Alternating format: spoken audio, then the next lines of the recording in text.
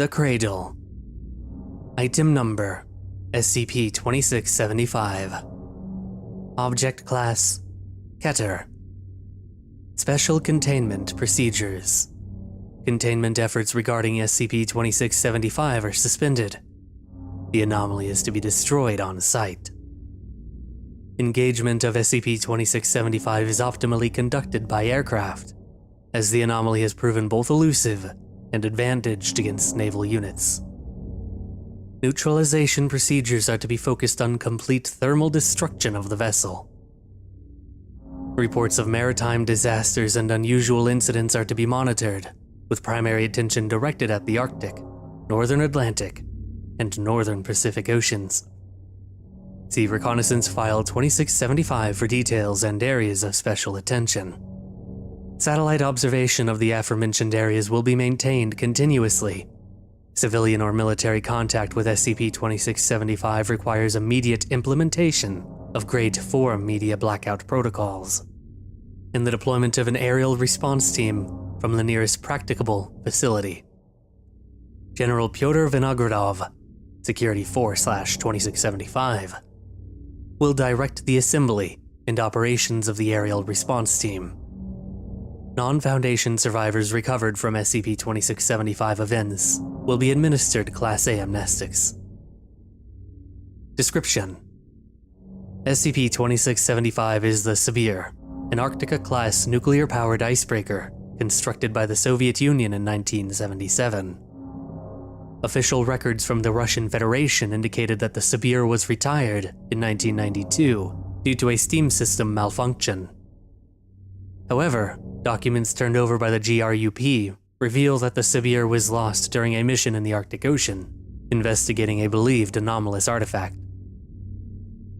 Although SCP-2675's current appearance is not significantly different than it was prior to its 1992 disappearance, the vessel may spontaneously change shape and produce additional structures, equipment, or weaponry.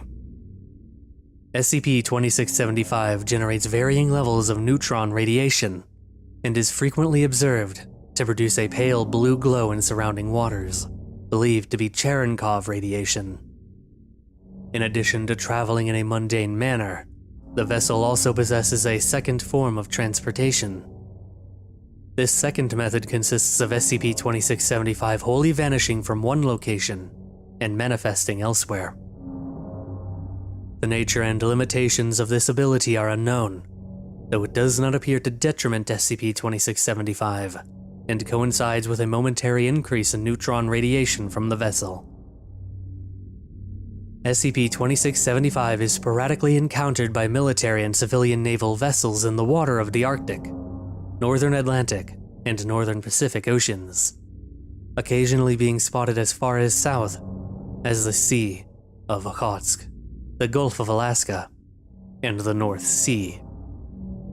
SCP-2675 is hostile and extremely dangerous, though its aggression seems secondary to a primary objective, the nature of which remains speculative. No crew or other personnel have ever been observed on or inside SCP-2675.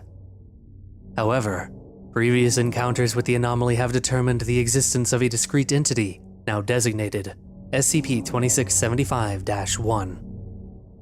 SCP-2675-1 is believed to be the vessel's captain or controller, and while the entity has not been visually identified, it has communicated with civilian, military, and Foundation personnel via radio. SCP-2675-1's voice is consistent with an adult human male, and the entity is fluent in Russian, French, and English. SCP-2675-1 is both hostile and highly intelligent, making use of SCP-2675's stoutness and anomalous properties to compensate for its lack of military configuration. Engagement Log 2675 Alpha. On November 7th, 1995, SCP-2675 was observed by numerous civilian sources in the Bering Sea. The nuclear icebreaker's presence was not immediately thought to be unusual, given its close proximity to Russian shores and Arctic waters. 8 hours following initial observations, SCP-2675 made contact with an American commercial vessel and engaged with extreme prejudice. Reports intercepted by Foundation personnel in Anchorage, Alaska, described numerous anomalous properties exhibited by the icebreaker. These reports were redirected immediately to the Regional Superintendent's office and redacted. Upon order from the Regional Superintendent, Foundation contacts at Naval Base Kitsap in Washington State deployed the Altman, an Arleigh Burke-class destroyer, to the Bering Sea. Notes: the Altman maintained radio contact with Foundation contacts at Naval Base Kitsap throughout the mission, which, coupled with recovered video/audio recordings, have allowed for a largely reliable record of the event. Begin log. Unknown contact, identify immediately or be destroyed. 20 seconds of silence. Unknown contact, this is your final warning, identify or be destroyed. Repeat? Americans. You want to know who am I? I am Herald of God. Clarify. I sail for the God-child, born of the atom. My flesh burns with the light of his knowledge. I am no longer life, but time and energy. Is that answer enough for you? That is indeterminate. You are responsible for numerous civilian casualties and must be detained. Allow yourself to be escorted into our custody or be destroyed. The God-child does not desire this, and neither do I. I alone am master of this ship, and only God can direct me. Surrender yourself or be destroyed. There will be no further communication. SCP-2675 transfigures, producing two large devices resembling microwave emitters on its starboard deck. The Altman fires an RGM-109B Tomahawk missile at SCP-2675. However, the target vanishes prior to contact. Missile detonates underwater. SCP-2675 manifests at point-blank range to the Altman, ramming it on the latter's port side. The Altman suffers significant damage, but opens fire on SCP-2675 with its Mark 45 artillery and M242 Bushmaster cannons. While under fire, SCP-2675 directs both of the aforementioned devices at the Altman. Crew aboard the Altman report the spontaneous appearance of many transparent and luminous humanoid figures, which, as determined by onboard dosimeters, all produce lethal levels of ionizing radiation. At this point, SCP-2675 has sustained grievous damage from the bombardment and breaks away, heading north. The Altman continues its assault until SCP-2675 vanishes again. End log. In the aftermath of Event 2675 Alpha, two Sikorsky CH-53E Super Stallion helicopters were deployed to determine the status of the Altman and search for survivors. It was determined that all personnel aboard the Altman were killed, either by SCP-2675's collision, drowning, or radiation poisoning. Analysis of recovered video footage indicates that personnel suffering radiation poisoning from contact with SCP-2675 displayed atypical symptomatology, including transparency and luminosity of organic tissues, and emission of Cherenkov radiation from the eyes, due to interaction between charged particles and the vitreous humor. At the time of its next recorded appearance, the damages sustained by SCP-2675 during Event 2675 Alpha were seemingly repaired, and noticeable changes were observed in the vessel's structure. Investigative Report, Carmichael, Excerpt. In May of 1996, several former GRUP operatives were granted asylum in return for the relinquishment of numerous documents, including those pertaining to the Sabir's service history. Records indicate that the icebreaker was utilized by the GRUP for reconnaissance and transportation of materials between installations in northern Russia. The vessel's last recorded mission, in 1992, entailed the investigation of an electromagnetic anomaly in the Arctic Ocean. Contact with the Sabir was lost 4 days into its mission, following a final radio transmission from the captain, redacted, the nature of which was undetermined at the time. Below is a translated transcript of Redacted's transmission. I have placed the child in his cradle. It is a crude cradle, small and weak, but it is all that my ship could give him. The truth is that we were not looking for him. He was looking for us. He found us, looking through his frozen cocoon. We looked at him, but did not know or comprehend.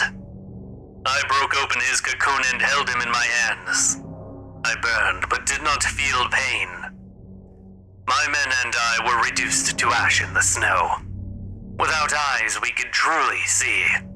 Without flesh, we could truly feel. I felt the love of God. I saw the light of His majesty. In this nuclear age, we can think only of missiles and power plants. But there is something purer inside all of us. We are atoms. The God-child sits at the heart of my ship, and he will take us on a long journey. When I return, I will show all men his love, and I will find the other children that sleep in the sea. Event 2675, November. On July 8th, 2005, SCP-2675 was observed in the Greenland Sea attacking a fishing trawler. The entire incident was observed by a nearby personal sailing vessel, the owner of which testified that SCP-2675 rammed the fishing trawler, causing the latter's hull to breach and the entire ship to eventually capsize. As the trawler was sinking, SCP-2675 produced several devices consistent with those seen in Event 2675 Alpha and directed them at the capsized vessel. During this process, numerous meteorological disturbances were observed, and an aircraft resembling a rigid airship in the sky, emerging from cloud cover. Upon the appearance of this aircraft, SCP-2675 immediately ceased its previous activity and produced several unidentified and unprecedented structures, all of which it then directed at the aircraft. Both SCP-2675 and the aircraft began to sustain severe thermal damage, with no identified source.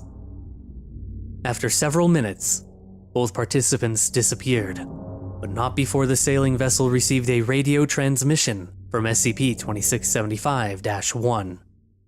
It is believed that this transmission was broadcast at an extremely high amplitude and on all marine VHF and aircraft band frequencies, as it was detected by various other marine and aerial recipients over an area of redacted. Below is a transcript of the transmission.